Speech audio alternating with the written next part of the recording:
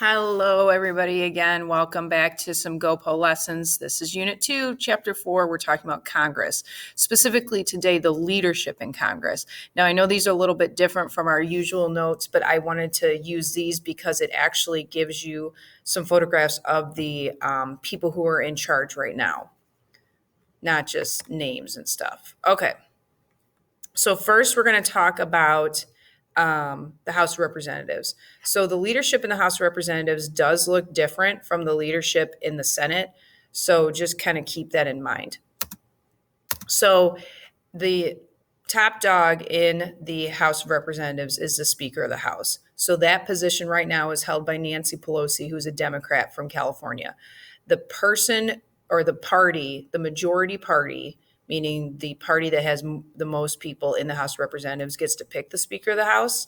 And that position is the most important, most powerful role in the House of Representatives in all of Congress, to be honest. If you're going to pick one, they're in third in line for president.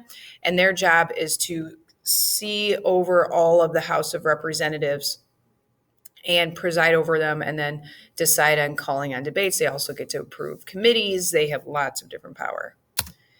The majority leader is Steny Hoyer. He's a Democrat from Maryland. So the majority leader is going to be from the majority of the party. Right now, it's the Democrats in the House. They're the chief spokesperson for the party on his or her floor. So if you imagine, like me, imagine like when I'm in front of the classroom and you guys are all sitting there, that's how Congress is. Each house, each branch. So like the House of Representatives, it'd be like I would be Nancy Pelosi presiding over. You guys would be out there sitting in your seats, and on the left side of the room would be the Democrats, on the right side of the room would be the Republicans, and there's 435 members of the House of Representatives. So it's hard to have everybody talk. So usually the majority leader is going to be the one that will talk for them on the floor. They have a lot more responsibility than that, but like that's their like explicit in like number one priority role. The next in line after the majority leader is the majority whip. It's Jim Clyburn right now. He's a Democrat from South Carolina. So they're the assistant majority leader, or the assistant to the majority leader for my Office fans. Their job is basically to be a liaison to go around to get everybody to the floor to vote. So if there's an important bill, they might say, hey, on September 18th, there's at noon, there's a huge bill, get to the floor, make sure you're there and voting yes. Now, with the majority leader, there's a minority leader. So the opposing party, that's the minority party, right now it's the Republicans. Their leader is Kevin McCarthy, and he's from California. Just like the majority leader, his role is to be the chief spokesperson for his party on the floor, and he's the leader of the opposition. So the majority minority leader have the same roles, as do the majority and the minority whip. So right now it's Steve Scalise. He's a Republican from Louisiana.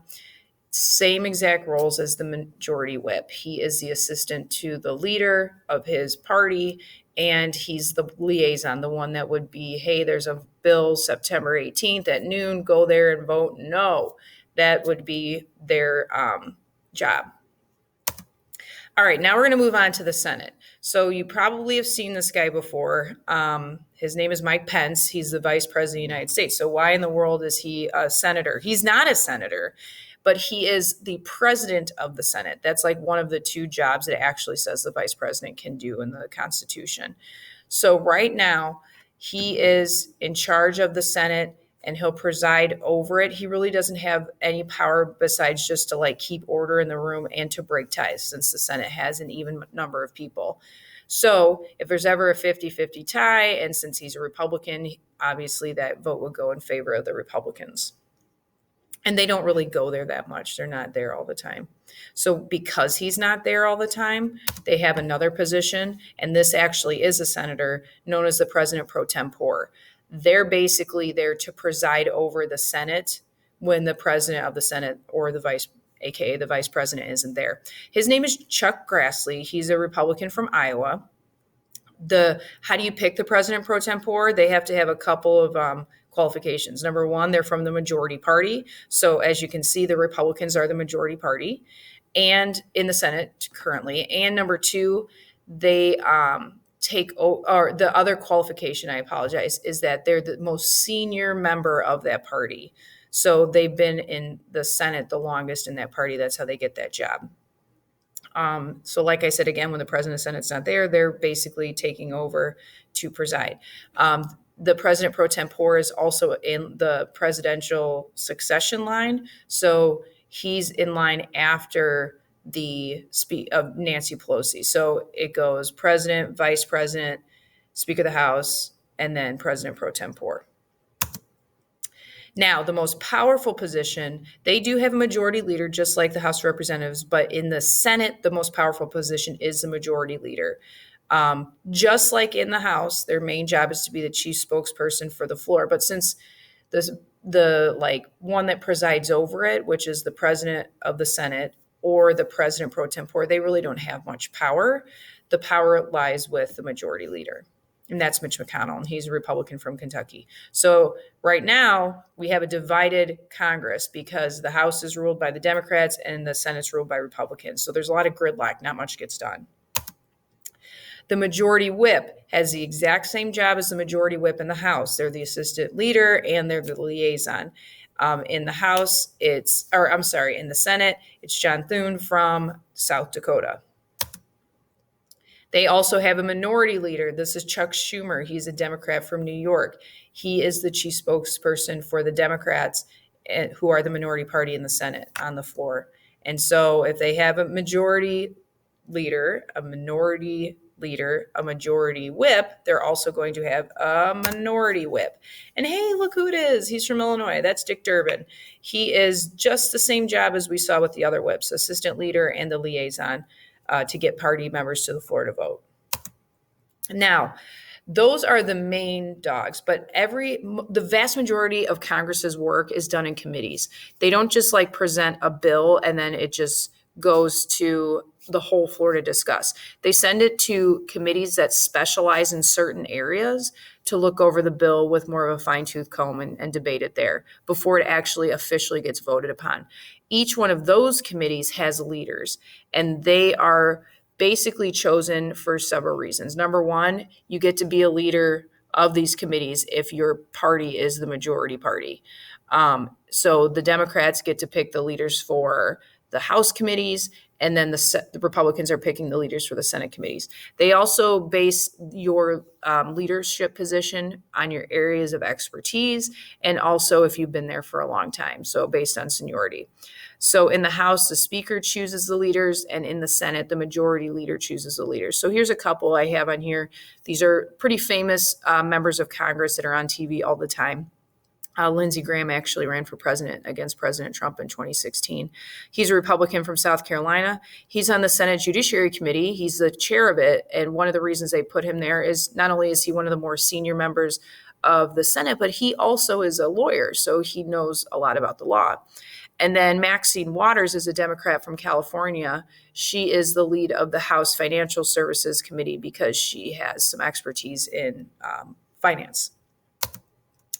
So there's different types of committees. The ones I just described are known as standing committees, where they are specific to subject matters, they're permanent, and they take care of stuff in those policy areas. Those are the most common type of committee. There's joint committees. Those get done every now and then where members of the House and Senate meet together. Another type of joint committee is a conference committee. Those are only used if the Senate and the House pass the same bill, but it has different wording in it, and they need to kind of make sure that the wording's the same before they send it to the president. A select committee is done for a specific purpose, so like an investigation usually, like we saw with the Watergate investigation or the 9/11 investigation. And here's a list of the different committees. You can see that they're all different types. Some are similar, some are different. So you can see the Senate and the House both have agriculture, but you can see that only the House has education. So it just depends. The House is going to have more, they have more people. So that would make sense why they have more. The most important, probably the most powerful In both is the Appropriations Committee, because I like to say they're the ones that make it rain. They get to decide where money's appropriated. And then the Rules Committee in the House, because they get to decide when bills actually go to the floor to vote. That's a very powerful position. So another way that we see leadership in groups in Congress are caucuses. Caucuses are informal organizations in Congress, and they're just a group of members that share the same characteristics. Probably the most famous example would be the Congressional Black Caucus, where basically anybody who is Black would be in those. It doesn't matter if you're a Republican, a Democrat, a member of the House, or the Senate. If you are Black, you could be part of that caucus. Or there's also a lot of the caucuses are based on not only ethnicity or race, but also there's ones based upon like different markets. So like you have ones that for like farmers, and you have ones for factory workers and stuff like that. There's about 300 of them. If you ever look them up, some of them are pretty interesting. I think there's one about like chicken farmers in particular, like specific for chickens.